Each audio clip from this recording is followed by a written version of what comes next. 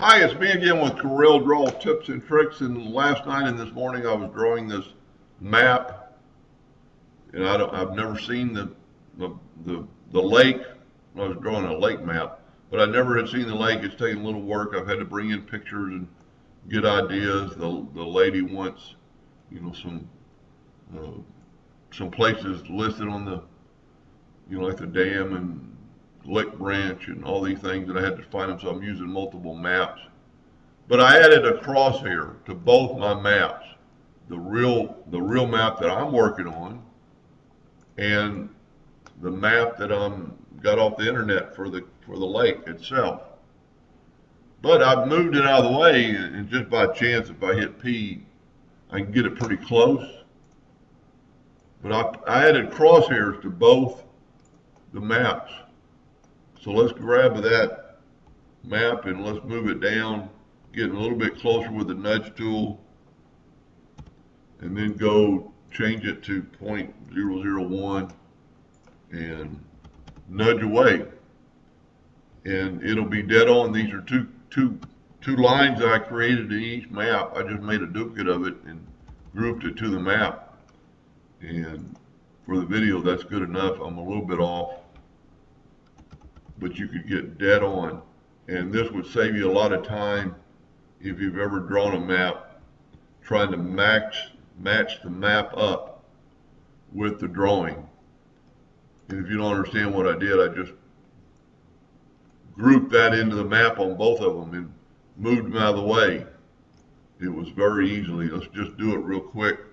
The map's about 24 inches, so let's move it 26 inches and move it out of the way. And let's ungroup it. I'll just show you how I did it. Ungroup the objects, and let's take the crosshairs away for a minute. Now let's ungroup this one, and let's take these and make a duplicate, Control D. We're still nudged, still at 25 or 6 inches. Now you got that set over there, exactly where they need to be. Control G to group those together. Control G to mark those two together. And then you could just hit P and get it back pretty close and use your zoom tool, and you could actually probably freehand some of this till you got pretty close, and then zoom in and change your nudge factor to a lower point. And we'll change it. You have to be off this, nothing selected, 0.001, click your map, and just nudge over to your dead on. And these are two hairlines, so they'll match right up. Anyway, now, before I fail to mention, on a little side note, this video happens to be my 1600 Corel Draw video. I've got several other videos out there on this channel, but this is a 1600 Corel Draw video. And I want to thank the people who give me positive thank yous and positive feedbacks and thumbs up, because it's kept me going through the 3.5 years I've been doing this. And it's been a pleasure, and I love it. The other thing is I've kind of changed how I would draw this riverbed. I used to draw a line, then contour it and break the contour apart. So I thought I would just kind of share how I did it last night, and it worked out really well. We're going to draw this riverbed, and it's really easy. Just take your freehand tool, and I draw everything in hairline. And let's just mimic this. And for the video, I'm not going to take the time. I'm going to show you a little bit how I would correct some things, but I'm not going to take the time. And you wouldn't want to go off your page with the cutout. You've got to leave some wood there if this is the edge of your page. And then just grab your shape tool and change some of these nodes around. Get a little closer and zoom in. And if you're going to take the time, you might as well do it right and get it as close as you can possibly. I always tell everybody, you're not going to be driving off of my map. It's just for looks.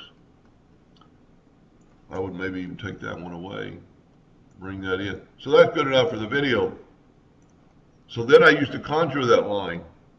Well, why don't we make that go down the pen tool, and we'll make that line 0.031.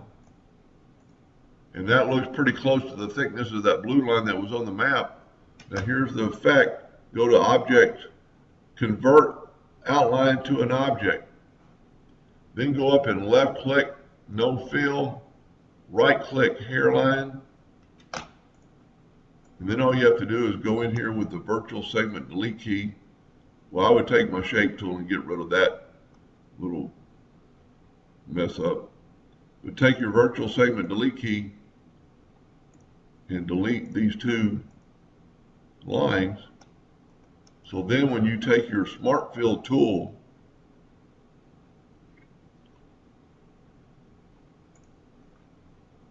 and fill in that lake, it'll fill in that river. It's a little bit easier than using the contour tool and breaking the contour away. And this is the best way I've ever found to do it. It actually looks like a riverbed. But anyway, I truly hope that helped a little bit, and thank you for watching.